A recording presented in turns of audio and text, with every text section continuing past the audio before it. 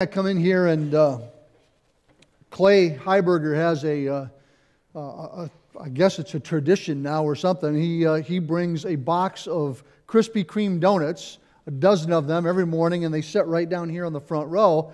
And they're meant for the worship team. I don't know how much the worship team eats them, but they're meant for them. It's a great idea, except during this series. And last week he brought them in.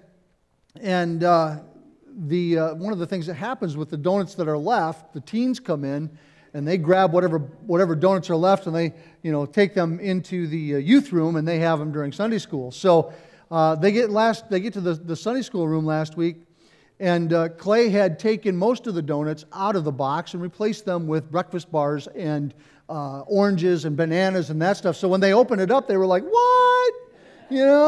And they're all disappointed and everything. Apparently, there was one donut, and I think Sam Simmons got it.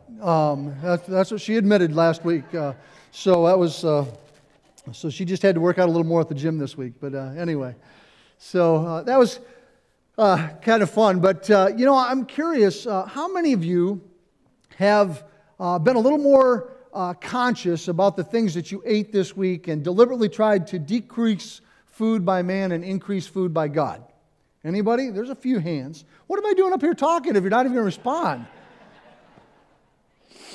For the past couple of weeks, we've been talking about God and your bod, and some of you still may be wondering, well, what in the world are we devoting a whole message series to talking about our bodies for? For most people, there seems to be sort of this disconnect between our spiritual life and the rest of our lives. But as we begin to develop a relationship with God and we begin to grow in our understanding of His Word, we begin to see with spiritual eyes. We don't look at things the same way. We begin to see with spiritual eyes.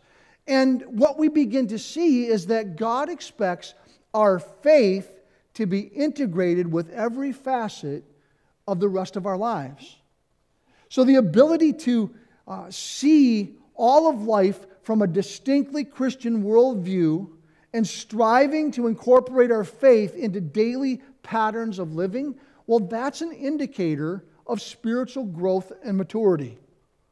Now, some of you here today, may be viewing this series as simply just, practical advice for healthy living. And there's definitely some of that in this series. But some of you may be thinking, I really wish he'd get back to teaching the Bible. Right? And stop focusing so much on the physical things and start focusing on spiritual things instead. You might be thinking that you want something deeper spiritually. But this is more than just a practical talk about health and fitness. In fact, I believe this is one of the most spiritually deep series I've ever shared with you. Because the main goal of this series is not to simply motivate you to lose weight or to live a healthy, fit lifestyle.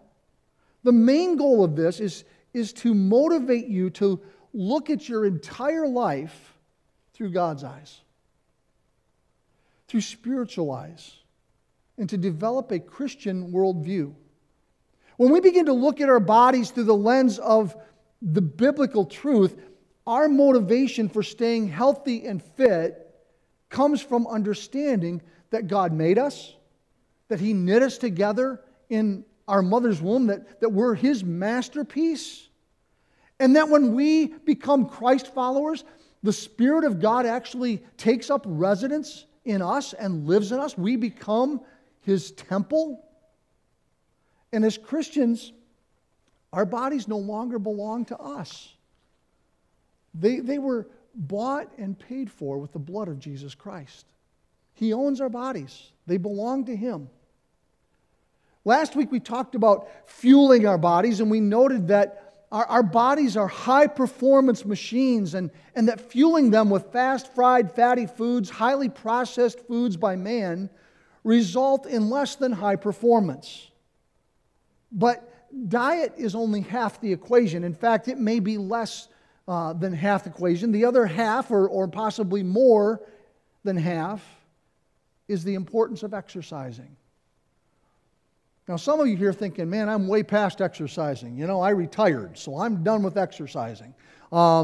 And I got to tell you, my grandmother was in her late 80s, and she was actually in a wheelchair. Couldn't walk at this point, and yet she went for a walk every day. She would get in her wheelchair, she'd wheel out to the road in front of her house, and she would walk around the block. Now, walking for her meant sitting in the wheelchair, but pushing her wheelchair backwards down the road. It must have been an interesting sight for her neighbors, but she would take a walk all the way around the block to get her exercise. Sometimes she'd sit in her rocking chair, and she had these little pedals that would sit in front of her, and she'd pedal while she sat and watched Fox News. The pedaling was good for her. I'm not so sure about Fox News. But, we need to exercise. We need to move our bodies. And we talked about fueling our bodies last week. I want to talk to you this morning about exercising. According to Time magazine, 2/3 of American adults are overweight. Most of us recognize the problem. And in an opinion poll, 86% of us admit that we don't get enough exercise. And 84% point to poor eating habits as the cause of our struggles with our weight. Simply put, we eat too much and we exercise too little. 87% also said that we are personally responsible for our weight problems. So the question is, okay, if we're personally responsible for this issue, what are we going to do about it? What are we going to do about it? Now, you can make excuses, which means that by this time next year, you'll be even more out of shape and more overweight. Or you can take control of your body. After all, self-control is a fruit of the Spirit. And you can discipline yourself to make time in your schedule for physical exercise. Move your body. Move your body. Diet alone does not lead to health and fitness. A critical component of our health is increasing muscle mass. Only diet combined with moving your body will increase muscle to body fat ratio necessary for good health. God made our bodies to move. That's why He gave us muscle and tendons and joints and bone structure. Unfortunately, in the last century, improvements to transportation and technology have led to a more sedentary lifestyle. More sedentary than the human race has ever known. In centuries past, movement and physical exercise was required just for our survival. Now, I have a Fitbit reminding me that once an hour I need to get up and take 250 steps. Anybody have a Fitbit that reminds you to do that? Yeah, right? Now would be a good time for a walk, right? Really? Right now? Okay, and so I get up and I walk around the church or something. But it has to remind me to do that. Otherwise, I just sit there all day long at my desk. There was a time when if you wanted a house, you didn't call Realtor.com, right? If you wanted a house, you had to go clear your land with an axe, right? Cut down the logs, shape the logs, build the cabin, right? So that you could have a house.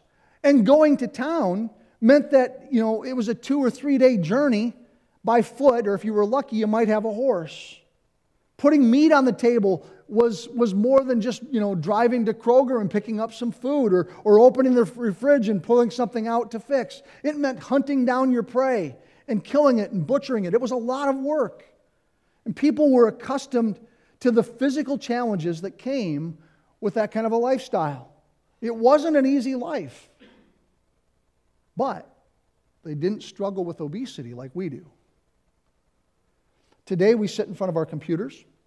We sit at our fast food restaurants. We sit in front of our TVs. We sit at our desks. We sit and we wait for our Fitbit to remind us to move, right? Wouldn't it be nice if you could go out and buy a Fitbit and somehow the pounds would just magically drop off? That would be cool, wouldn't it? But that's not how it works. All it can do is remind you to move. It doesn't move for you, and some of you are going, really? Wow, no wonder I haven't been losing any weight. I thought my Fitbit would do it. I thought if I went out and bought a Fitbit, that was all I needed. No, you still got to move. You still got to move. As modern technology and transportation have made life easier for us, they've also made us soft and flabby, which is why couches sometimes look like their owners. Have you ever noticed that? Overstuffed. The National Institute on Health quoted on the medical blog drpullen.com that obesity caused by poor diet and physical inactivity has overtaken tobacco as the leading cause of preventable death among Americans. Others call the leading cause of death dietary, lifestyle, and metabolic risks, but this is just a polite way to say obesity. A few years ago, someone emailed me to tell me about someone close to them that had died from a terrible disease. And they explained that God had used this person's life, in spite of being physically ravished by this disease, to impact hearts for Christ. You know, we live in a fallen world, a world that's been ravished by sin and its effects. And as a result, our bodies are susceptible to all kinds of diseases and sicknesses.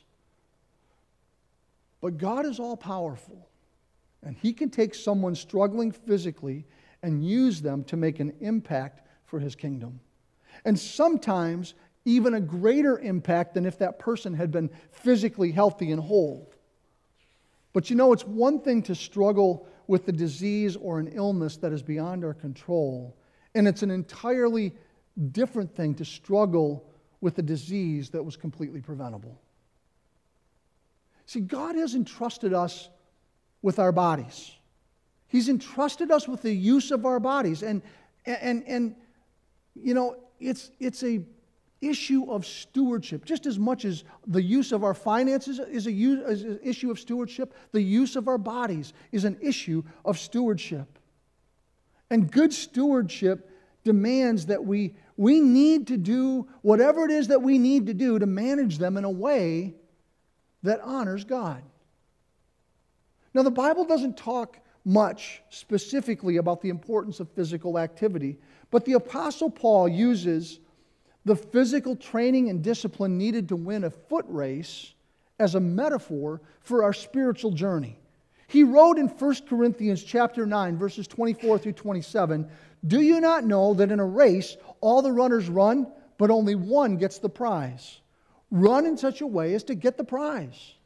Everyone who competes in the games goes into strict training, and they do it to get a crown that will not last, but we do it to get a crown that will last forever. Therefore," he says, I do not run like a man running aimlessly. I do not fight like a man beating the air. No, I beat my body and make it my slave, so that after I have preached to others, I myself will not be disqualified for the prize. What we have in these verses is the Apostle Paul integrating the spiritual aspects of our life with physical discipline. While those verses are specifically about spiritual discipline, it's clear that the Apostle Paul recognizes and values self-control. Spiritual discipline and physical exercise both require self-control and self-discipline.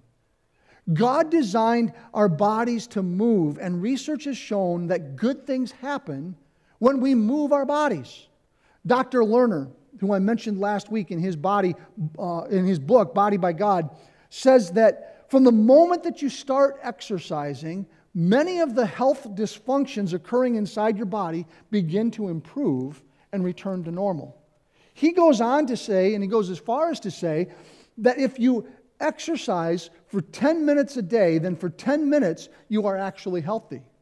That's quite a statement, isn't it? More specifically, exercising improves heart function, it lowers blood pressure, it reduces body fat, it increases bone mass. It decreases bad cholesterol, it increases good cholesterol. It raises our energy level, it balances hormone production, it enhances our sleep patterns. It reduces stress, eliminates toxins, reduces depression, controls or even prevents diabetes, and decreases risk of injury to muscles, joints, and spines. Exercise is amazing. Now, if I told you that there was a pill that you could take that would do all that instantly, right? We'd all run out and buy it this afternoon, wouldn't we? Right? We would do that. We'd be disciplined about taking it every morning. Right? We'd take that pill like clockwork. But you know what? The reality of our physical condition that we find ourselves in today didn't occur in a moment. And it can't be fixed in a moment. It happened over time, and it's going to take time and discipline to reverse it. 58% of Americans say that they would like to lose weight, and yet only 26% say that they exercise at least 3 times a week. There's a disconnect here, isn't there? Do you see the problem? The Apostle Paul knew that those who win races are those who are the most disciplined. For us to win the race for health and fitness, we have to be more disciplined than ever before. In reference to self-control, the Apostle Paul said, I beat my body and make it my slave. Instead of making our bodies our slave, many of us have become slaves to our bodies. We feel a little hungry before bed and we know we ought to eat something healthy, but instead we grab the chips and dip. We come home from work and we know we ought to go work out or take the dog for a walk or something like that, but instead we plop down in front of the television. And we tell ourselves, we'll get up early in the morning tomorrow and we'll go work out before heading to work. But morning rolls around, and when the alarm goes off, we opt to hit the snooze 3 times and roll over for 20 more minutes of sleep. And in doing so, we allow our bodies to control us instead of us controlling our bodies. You know that you're a slave to your body when you start making excuses for not exercising. Now, there are a million excuses for not exercising, but they all typically fall into one of 3 categories. Excuse number 1, exercising takes too much time. Ever felt that? Ever said that? Ever made that excuse? It just takes too much time. I spent $75 a month for 2 years on a membership at Gold's Gym a few years ago, determined to lose a few pounds and to get in shape. And I figured that if I spent that kind of money, I would definitely use it because I don't like to waste money. I'm very practical when it comes to that kind of thing. And I thought, well, I'll spend $75 and that'll motivate me to get out to the gym. Wrong. It didn't. At least it didn't motivate me enough. Because by the time I drove there and worked out and drove home and showered and dressed and got into the office, I'd spend anywhere from 90 minutes to 2 hours. And I convinced myself that I just didn't have that kind of time. The truth is, though, that when done properly, aerobic exercise can be effective in as little as 15 minutes. And resistance training can be effective in as little as 6 minutes. Exercising just 3 or 4 times a week for just a few minutes a day will noticeably improve your health and fitness. And on top of that, it's not even necessary to go to the gym. You don't even have to spend the money on a membership. There are all kinds of 15-minute workouts that you can find online that you can do from home. Excuse number 2, exercising is too boring. Exercising is too boring. Speaking of working out at home, after blowing a bunch of money on a gym membership that I stopped using after a week or 2, I spent a whole bunch more money on a treadmill, thinking that if I had the equipment in my home, then I would definitely use it, right? I would definitely take the time because it wouldn't take as much time as going to the gym. And so I went out and I bought this treadmill and I began using the treadmill, but just after a handful of 20-minute workouts, I decided that it was boring and I quit using it. And so it sat in my living room where we used it as a clothes rack. And it worked really good for that, but I felt guilty about that. So after a while, I moved it to the garage so I didn't have to look at it. A couple years ago, I sold that at a garage sale and got a little bit of my money back, so I was feeling good about that anyway. In high school, I was a swimmer. We worked out, we had workouts in the morning and we had workouts in the afternoon. I spent a lot of time in the pool, and I know it's hard to believe now, and maybe you don't even want this picture in your mind, but I used to be able to rock a Speedo, man. And I would never embarrass any of you or myself trying to do that today, but I could rock a Speedo, and I've got the pictures to prove it. But 30 plus years since high school have sort of taken their toll, right? I still have a good shape if you like pear shape.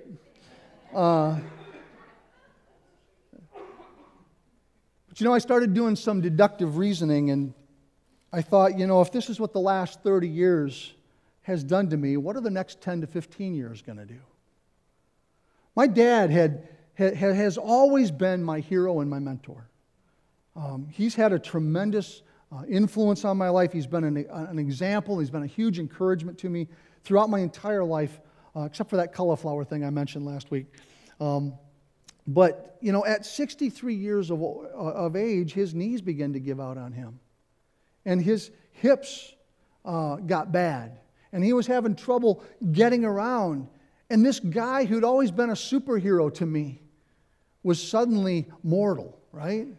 Couldn't do the things that he used to do. At 63, and although I've always wanted to be like my dad, this is one area of his life that I have no desire or intention of following. Now, having said that, I got to tell you this. Over the last about year and a half or so, my dad's lost 50 pounds. I'm like, good for him, right?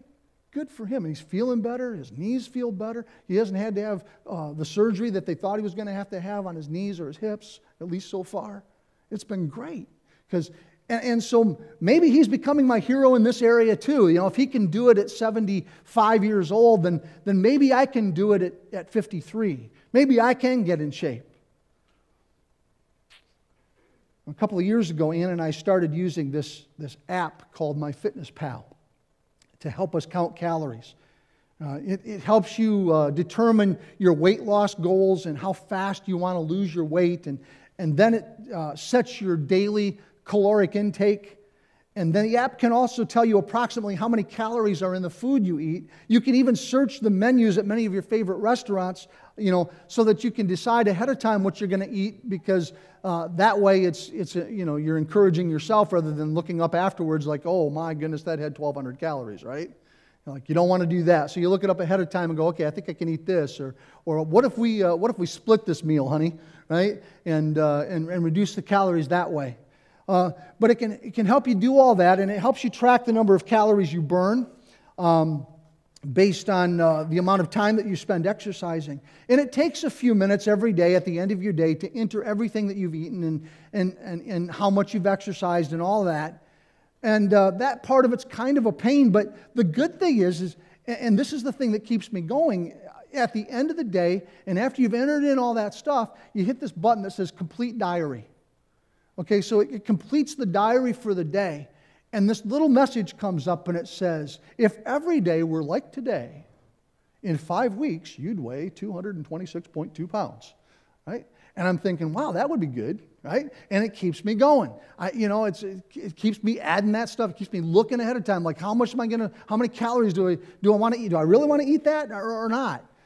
And so it keeps me going, and it's fun to use, and it's working. Over the last several weeks since we started this series, I've lost about 4 pounds. I'm like, it's not a lot, but it's a noticeable difference to me, okay? You might not notice any difference, but I can tell. I'm having a harder time keeping my shirt tucked in. And that's a good thing, right? I can button my pants without sucking it in and all that. And now my shirt's like loose, and I look a little sloppy maybe, but I feel much better, right? I feel healthier. Now, exercise is still not as much fun as riding my motorcycle, but you know what? I'm finding that I'm actually looking forward to getting up in the morning and starting my day with a heart-pumping workout. And what's exciting is stepping on the scales and seeing the pounds come off week after week after week. It keeps me going. My goal, and I'll tell you right now, one of the nice things about being your pastor and being able to be up here is that you can sort of go public with your goals and you can kind of hold yourself accountable. So I'm making myself accountable to you guys. In the next year, I'm going to be down to 200 pounds. Okay? That means I've got to lose about 41 pounds right now. But I'm going to do it. And you guys can ask me, okay? I'll give you permission. How you doing, Steve? How you doing, Pastor Steve, on that weight loss goal? Anytime you want. And I'll be honest with you, sometimes I'm probably going to go not real good, right? But I'm going to keep trying because you're asking me about that. That's going to keep me going. That's going to keep me motivated. I actually have fun. It is fun to be able to look at the scale and know and see that weight going down and down and down. My scale probably appreciates that too, actually. So excuse number 3, exercising is too painful. Exercising is too painful. All of us are familiar with the quote, no pain, no gain. So take a look at this video clip here.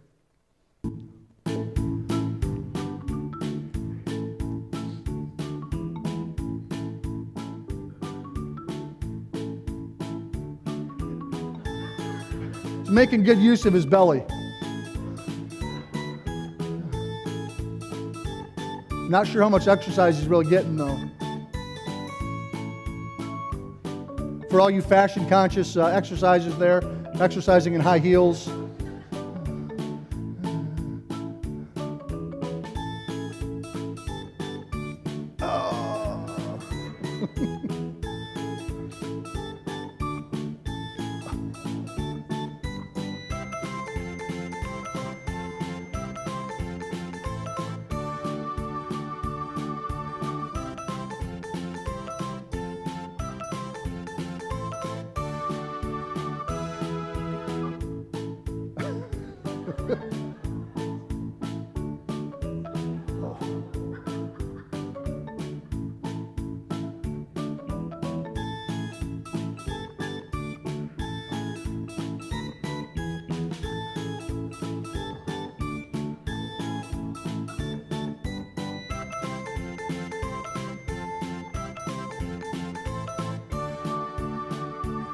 This guy's Superman.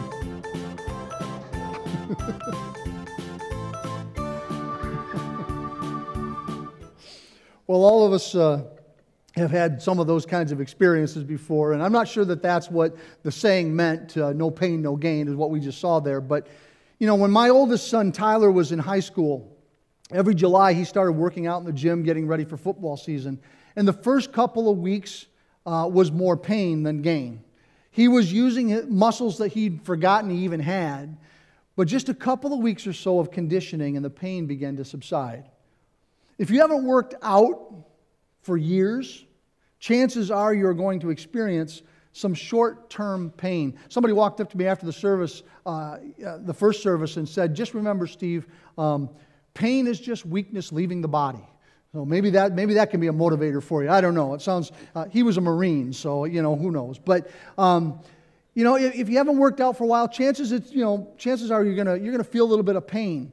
But on the other hand, nobody's saying that you have to squat 450 pounds or bench press 300 pounds to be physically fit. The discipline and consistency of even a light aerobic workout or minimal resistance training will lead to better health and fitness over time while experiencing little, if any, pain. In fact, I found that one of the things that keeps me motivated to work out is the fact that I just feel so much better when I work out. Most of the aches and pains that I used to live with are gone. I deal with some back issues, and some of you know that. In fact, I missed a Sunday back in August because I twisted, and then I couldn't get out of bed in the morning. But I discovered that even my back issues almost completely disappear when I work out consistently. The more disciplined I am about working out, the better I feel. And even if my muscles do hurt after working out, I remind myself a little pain now is better than the pain I'll have later if I quit working out. How many of you would agree that eating right and dieting is is good for you? How many would agree to that?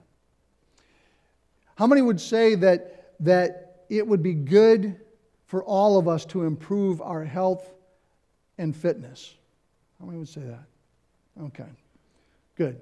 Because in closing, I want to share a verse with you. It's from James chapter 4, verse 17. Here's what it says. Anyone then who knows the good he ought to do and doesn't do it, sins. Ouch, right? Ouch. Anyone then who knows the good he ought to do and doesn't do it, sins. We all have agreed that it would be good for us to eat healthier and get on some kind of a fitness program. Last week in closing, I shared a verse with you from Philippians chapter 4, verse 13, which promises that I can do all things through him who gives me strength. So I want to end today with the question that we began with. What are you going to do about it? We've agreed that it would be a good thing to do. What are you going to do about it? I want to challenge you not just to think about what we've talked about these past 3 weeks. Thinking about it is good, but you got to do more than just think about it. I want us to act on it somehow in the next week. I want you to begin to act on this. If it's truly a good thing to do, then it's worth acting on. Continue to replace food by man with food by God. Find a fitness program that works for you. Start giving 15 to 30 minutes 3 times a week to caring for the temple. Download my fitness app to your phone and start using it daily. Memorize Philippians 4:13 to keep you motivated. And when you feel like giving in, remind yourself, I can do this because I can do all things through Christ who gives me strength. If you will discipline your body instead of being enslaved by it, I guarantee that you will begin to look and feel better physically, emotionally, and spiritually. We've got one more week in this series. But next week, it's going to take a surprising turn. So I invite you to come back and be a part of that. And if you're enjoying the ministry here at EWC, if you like what's going on and you sense God challenging you here through the ministry of the church, and you're involved in some of the other things that we do out in the community, and you're seeing the difference and feeling the difference that God is making in your life as well as making through you, then I encourage you to tell your friends and invite them to come and be a part of things here with us at EWC. Let's stand for closing prayer. Heavenly Father, we thank you that you've given us these physical bodies. And Lord, we thank you that with your help, we can get in shape. I pray that your Holy Spirit would minister to us in a physical way, that you would strengthen our bodies, but help us to do our part. Help us not to just think that this was a great idea, but actually to act on it this week, to do something different in our routine, to stop making excuses and start implementing the personal discipline and self-control that we need to get into shape. Now, Father, not so that we can look better or even feel better, but so that we can begin to steward the use of our bodies, that we can make a greater impact for you with our lives. In Jesus' name I pray. Amen. Have a great week in the Lord.